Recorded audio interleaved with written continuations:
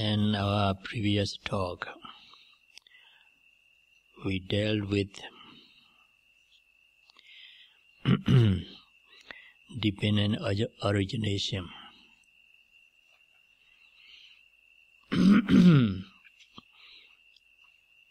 Or the law of a causal relation. Sometimes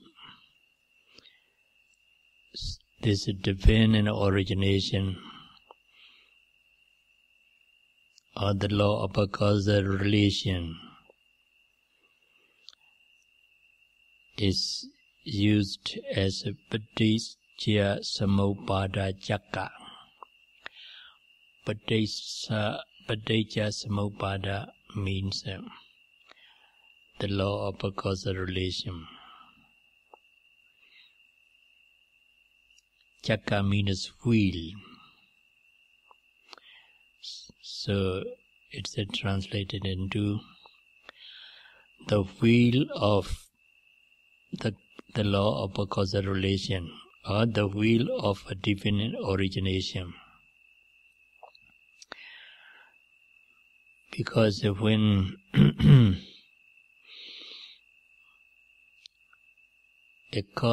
a condition arises, then there arises its effect. That effect itself becomes a condition or cause. Then that condition or cause produces another effect. Then that effect himself becomes the condition or cause. Then it causes another effect. In this way, the train of a cause and effect never ends. It becomes round and round as a circle of dependent origination. So that's why it's called paticca samuppada cakka, the wheel of a dependent origination.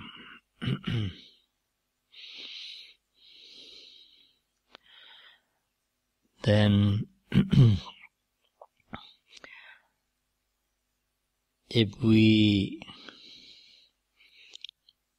are in the wheel of this divine origination, how can we get rid of it?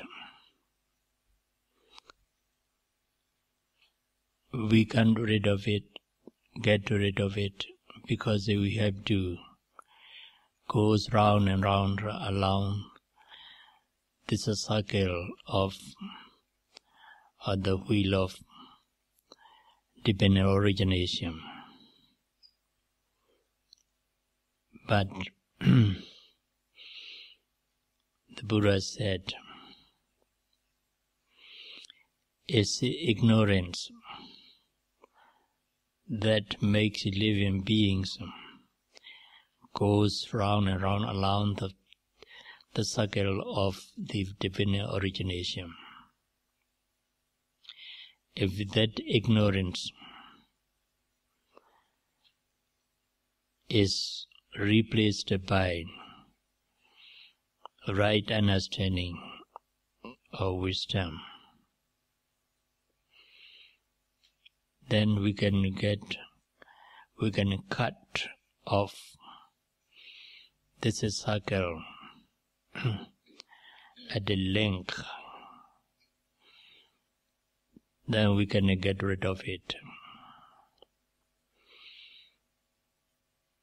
So to free from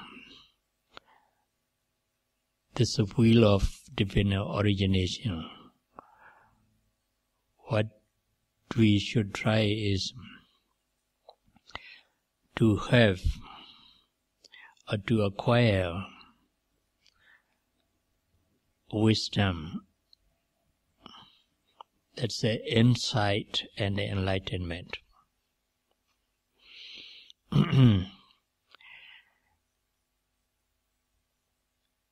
Any wisdom acquired through learning or thinking, reasoning, is not conducive to our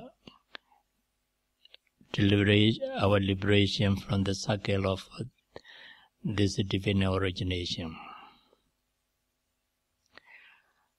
Only the wisdom acquired through direct experience of nama and rupa, mental and physical phenomena, which constitute so-called person of being, and also which constitutes the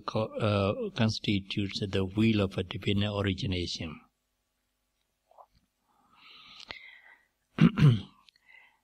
can cut off this circle and enable us to get rid of it.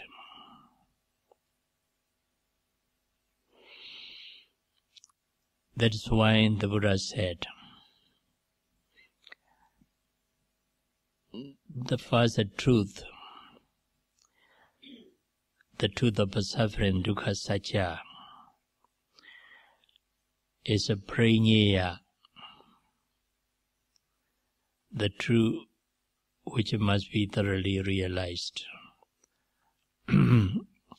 or which must be rightly understood. As a suffering. So,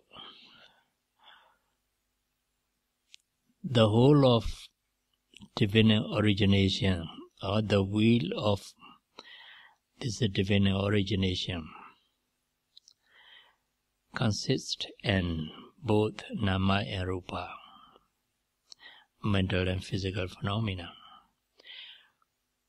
which is the truth of a suffering.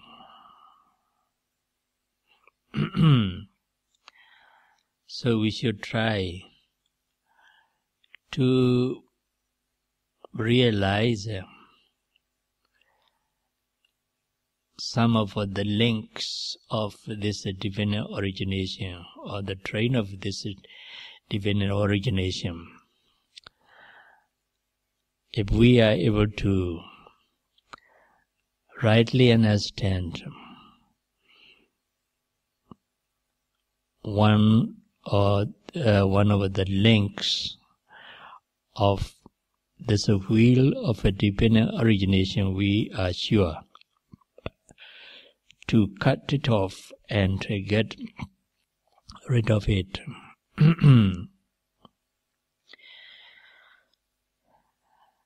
Then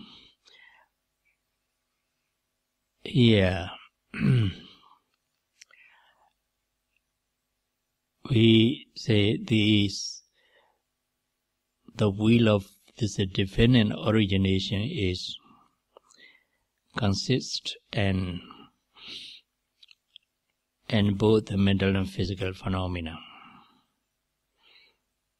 In another word, we can say the whole of this divine origination is 5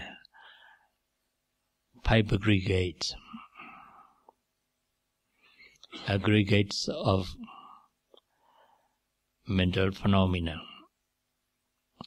aggregate of feeling or sensation, aggregate of a perception, aggregate of mental formations, and aggregate of consciousness. So, the Buddha said,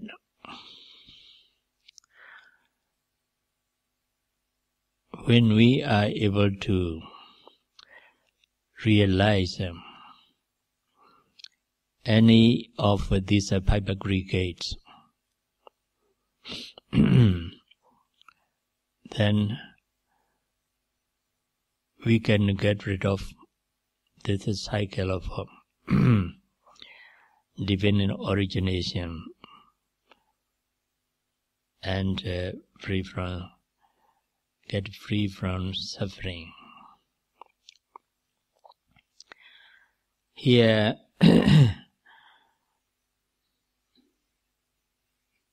we have to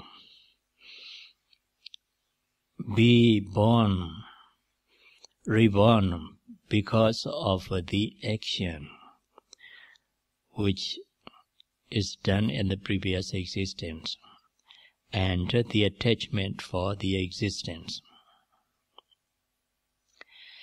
That action is done because of a grasping.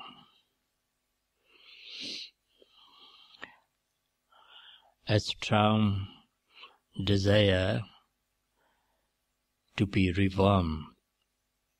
So the actions are done. The strong desire or attachment or grasping arises depending on the attachment or tanha, desire. That tanha or desire or attachment arises dependent on the feeling or sensation.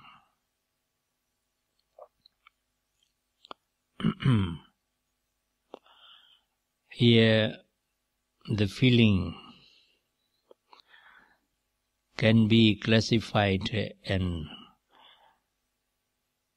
6. The feeling that arises from eye consciousness, the feeling arises from ear consciousness, the feeling arises from tongue consciousness, the feeling arises from the nose consciousness, the feeling arises from the body consciousness, the feeling arises from the mind. In other words, the consciousness of seeing a visible thing causes the feeling to arise. In the same way, the consciousness of hearing, the consciousness of smelling, consciousness of taste, consciousness of a tangible thing, consciousness of a mind object, causes the feeling to arise. So, the feeling is divided into 6.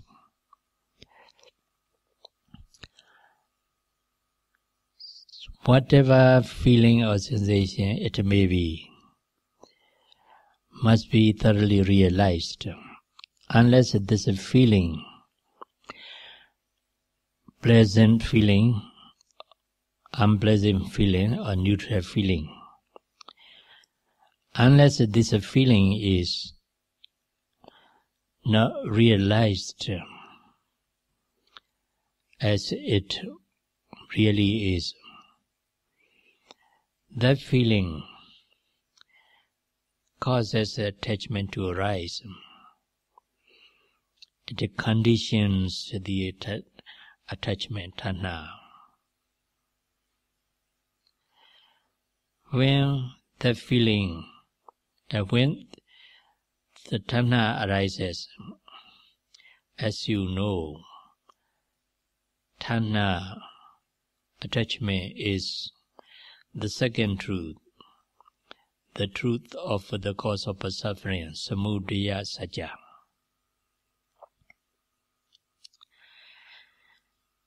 All sufferings are caused by this attachment.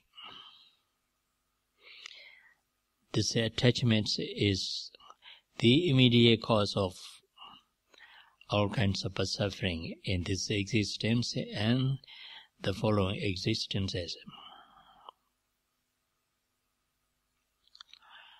So that's why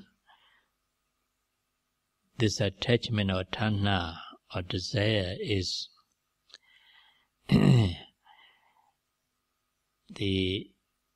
called the samudaya satya. The Buddha names this tanha as a samudaya satya, the cause of suffering, the origin of suffering, the immediate cause of suffering. When we are attached to any living beings or non-living things, when we are attached to any living beings or non-living things, it's sure we would have suffering because of both the attachment to that living beings or non-living things. So if we are attached to our parents, our families, our sons, our daughters, our friends, that attachment is sure to cause, to give rise to suffering for us. About these living beings, say when we are attached to our friends, we love him, we have a very strong affectionate for him, but one day he has died of some illness or disease. We feel sad, we feel sorrow. Sometimes we may have a lamentation over the death of our friend. That sadness is suffering, dukkha, mental suffering. If we feel sad about the death of our friend, for the death of our friend, say 1 month or 2 months or 3 months, then we have a physical suffering too.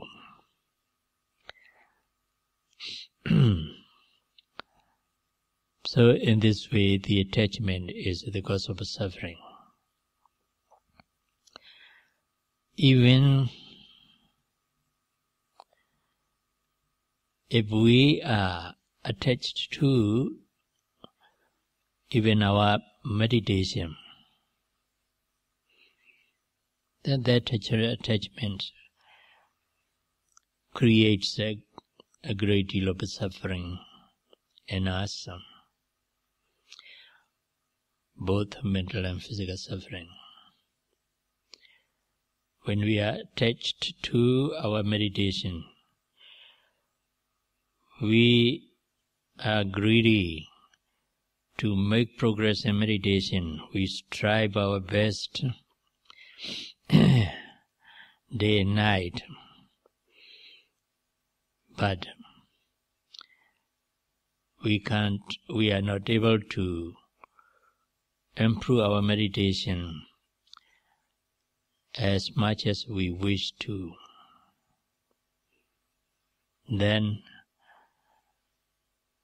we feel disappointed. Sometimes we feel sad. for our being unable to make progress in our meditation. Sometimes we are worried about the progress. Sometimes we are in desperation because we think our meditation is hopeless. These disappointment, sadness, worry, desperations are the result or the effect of the attachment to our meditation. So even the attachment to meditation is the cause of suffering. So it's called samudaya satya. Then what we should do when we have attachment to our meditation?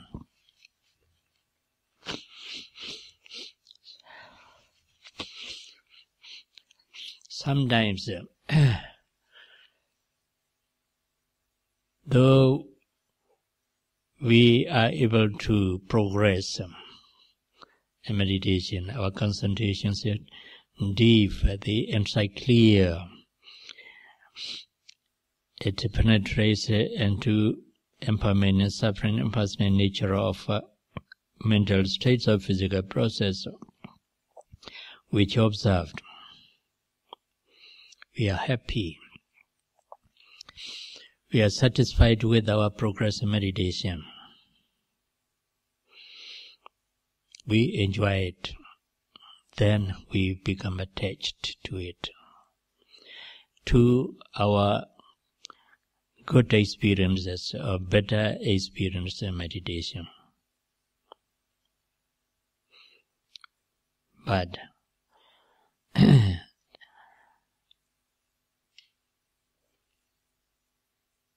this progress in meditation is also impermanent. One day, for some reason, our concentration is broken. There are many thoughts. Several thoughts are going here and there. We observe thinking. The more we note the thinking,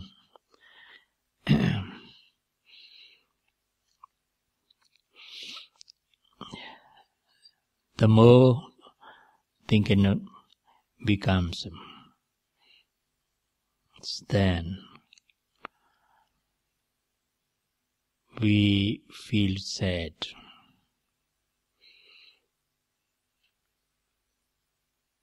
We feel sad. Sometimes we feel to crying over the failure in our meditation, and also the loss of the good experience that we had yesterday and the day before yesterday. Then these suffering, mental sufferings, are caused by attachment to our good experience or better experience in meditation.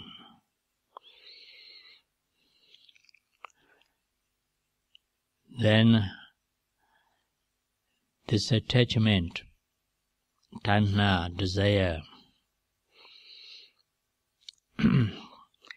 is disadvantageous for us.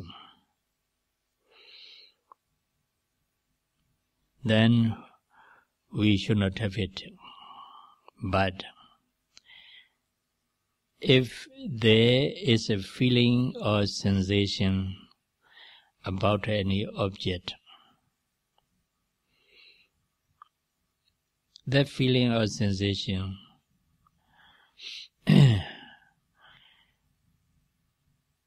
is sure to cause this attachment to arise.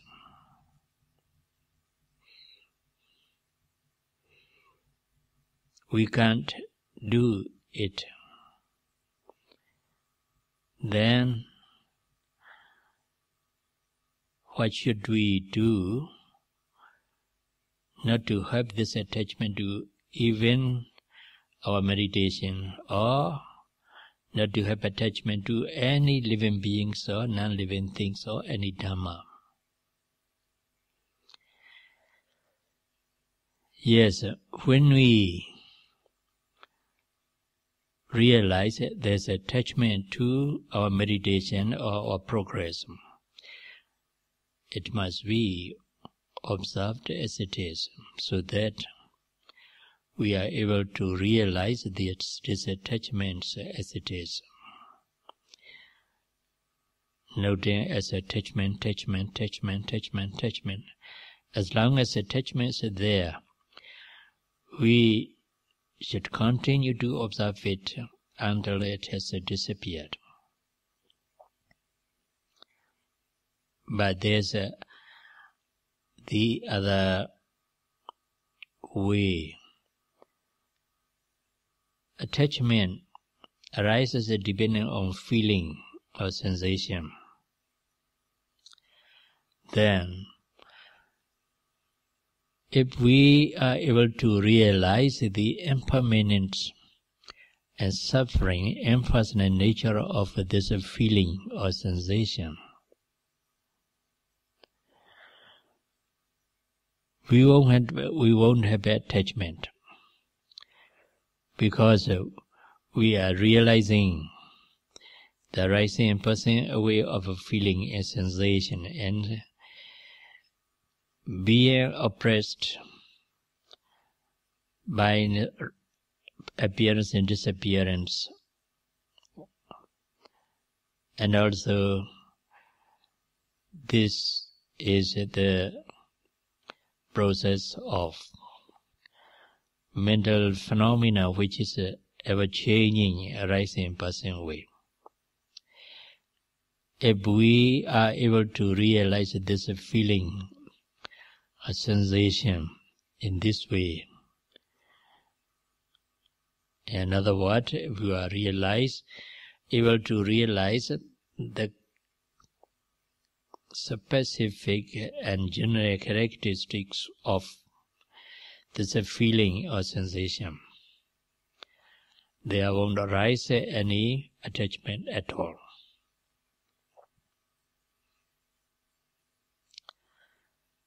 So,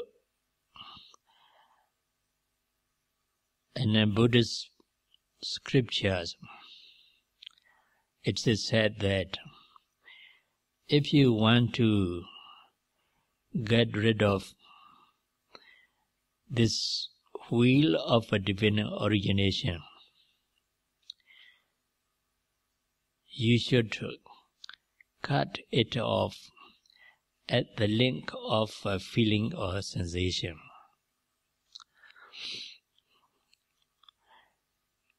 If you cut the attachment when it arises, you may be able to overcome it, you may be able to eradicate it at that moment, but when there arises a feeling or sensation, then it will cause this attachment again to rise. So what you should do is to destroy the attachment. You have to uproot its cause, the root, its cause. That is a feeling or sensation. It means whenever you feel about your progress in meditation, whenever you feel pleasant sensation, happy, rapture, about your progress in meditation, that feeling should be noted, happy, happy, happy, happy, happy, until that happiness has disappeared. When the happiness is disappeared, or when you are able to realize the appearance and disappearance of the happiness feeling, then there won't arise any attachment from this happiness.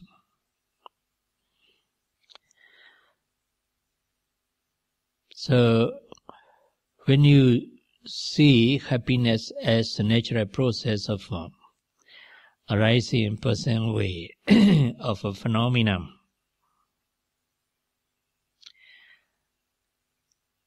then you won't have any attachment at all. Because you do not take happiness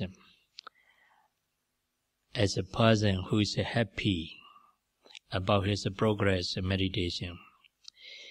You do not take it to be a person or a meditator, because happiness is neither a person nor a being, neither a meditator, not an ordinary man. What's that? It's an ever-changing process of feeling or sensation. That's all. If you realize in this way, this happiness in this way, you won't have any idea of a person or being, or happy person, happy meditator, happy me, or happy I. Then you don't have attachment to your progress in meditation. The attachment is the cause of suffering. If the attachment has been removed, there won't arise any suffering at all. So, whatever you feel about your worldly affairs or your meditation, you should observe it. That feeling may be pleasant feeling or unpleasant feeling or neutral feeling. It's a very rare to realize the neutral feeling, because the neutral feeling is very subtle. So the scripture says, neutral feeling is very, very subtle, so it should be regarded as pleasant feeling. So it's difficult to observe neutral feeling, and also there are very rare occasions when we have to experience a neutral feeling. Most of the time we have to observe pleasant feeling or unpleasant feeling, sukha vedana or dukkha vedana. That's why we have to observe when we have a painful sensation, or when you have the unpleasant physical sensations such as pain, stiffening, itching, numbness, and so on. These are unpleasant sensations. Unpleasant sensation also causes the attachment to arise, because when we feel painful sensation, then we want to have the pleasant sensations such as calmness, happiness, and so on. Depending on the unpleasant sensation, we long for pleasant sensation, or we have a desire to have a pleasant sensation. So when we are able to realize that this is a painful sensation as arising in personal way, the phenomenon, the ever-changing phenomenon of arising in personal way, or just the experience of unpleasantness of a tangible thing. If we realize that we don't have any idea of a me or my personal being, we don't have the idea, I am painful, I feel painful sensation, my knee is aching, my leg is numb. This idea of a person, a being itself, can be removed by the right understanding of the painful sensation as just natural process of feeling sensation, which is ever changing and arising and passing away. Then in this way, when we are able to realize the feeling or sensation, vedana, and two aspects, the aspect and the aspect of specific characteristics and the aspect of general characteristics, then we don't take this feeling, either painful feeling or happy feeling, to be a person and being itself. Then there won't arise any attachment at all. When the attachment doesn't arise, there won't have any suffering. There won't arise any suffering at all. Then here we get free from suffering of a divine origination.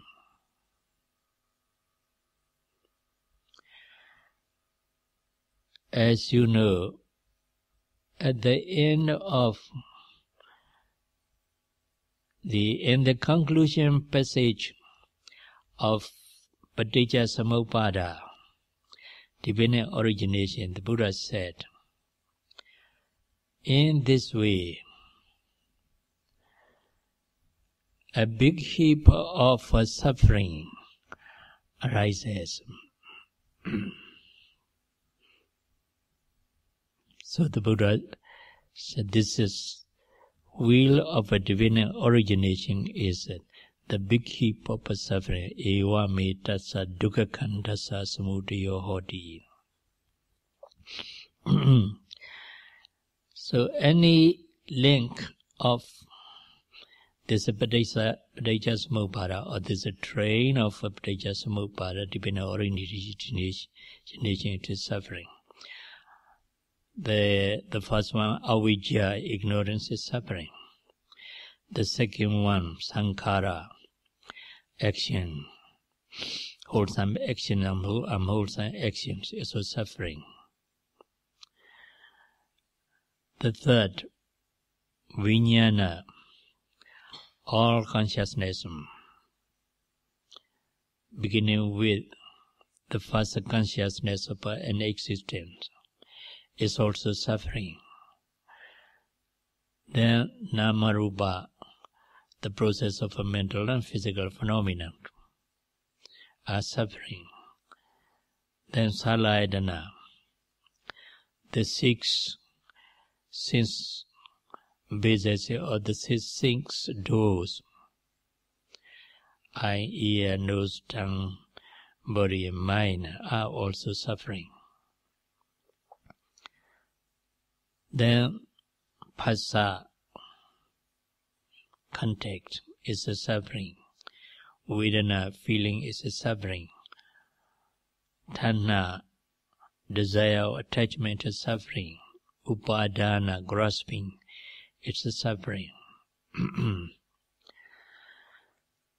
Bhava, action, is a suffering.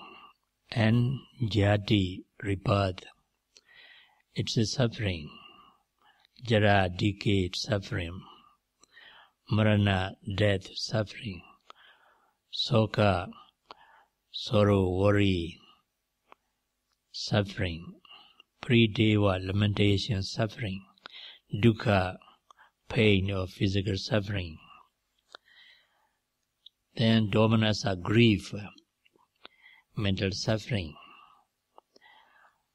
Upayasa, desperation. This is the end of paticcasamuppada, suffering. So the Buddha said, the whole of this wheel of dependent origination is a big heap of suffering. But if a person is not aware of these mental states and physical process, he is ignorant of the reality of physical and mental phenomena. So he won't be able to rightly understand suffering. So he takes suffering to be a happy process or satisfactory process. But though he take it to be happy and satisfactory process, but actually the reality is not what he thinks. Not as he thinks. The reality is ever-changing phenomena which arises and passes away constantly and instantly. So it's a suffering. That's why the Buddha said, the truth of a suffering is a prajna to be thoroughly realized, to be rightly understood, so that his disciple can realize the reality as it is and to strive their best to get rid of this suffering.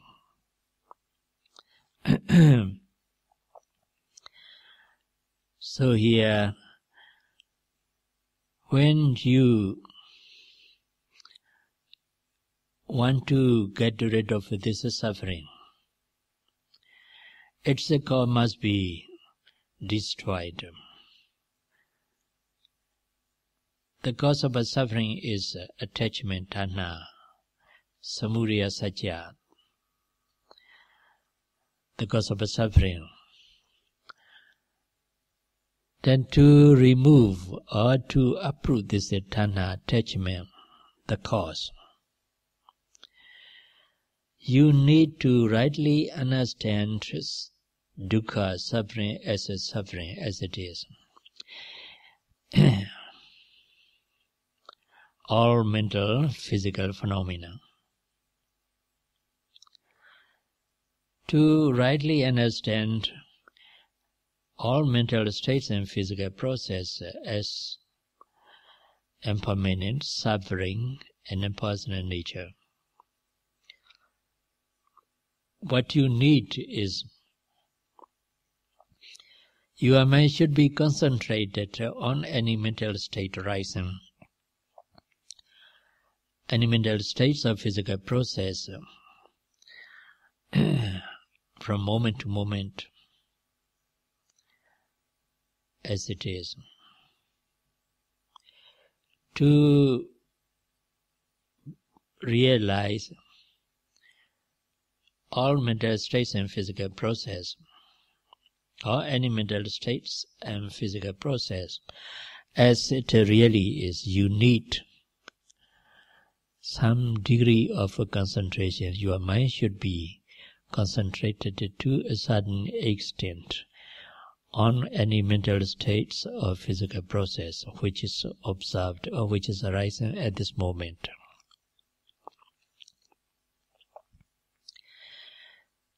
To have this some degree of deep concentration,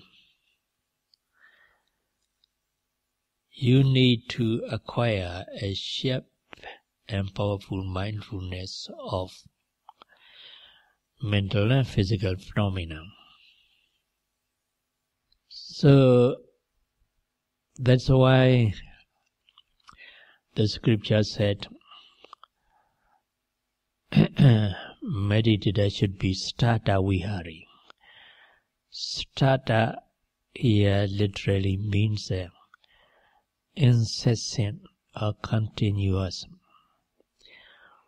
Vihari means living. How? Constant and continuously living with mindfulness. That is Starta Vihari. It means that meditator must have a constant and continuous uninterrupted mindfulness so that he can acquire some degree of a deep concentration which gives rise to the insight, clear insight into phenomena. So to have this continuous, constant and sharp mindfulness, you need strenuous effort.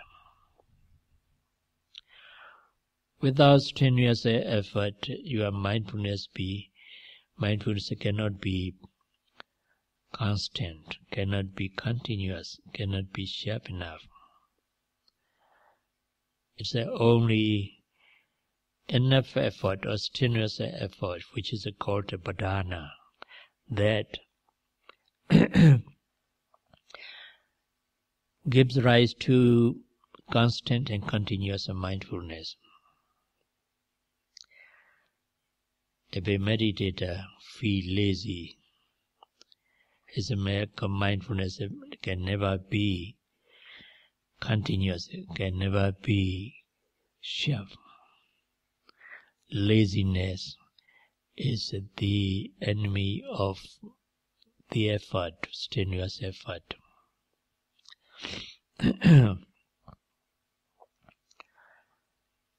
So,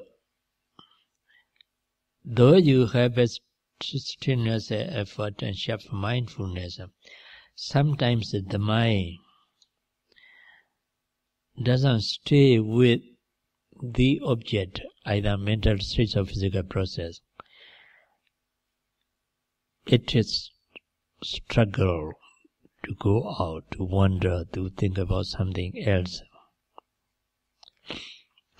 Then we need a mental factor to keep the mind to the object, or to direct the note mind to the object all the time.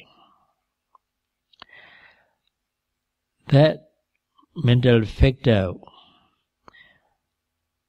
that keeps the mind to the object, directs the mind to the object, is called samma sankappa, right thought. So here,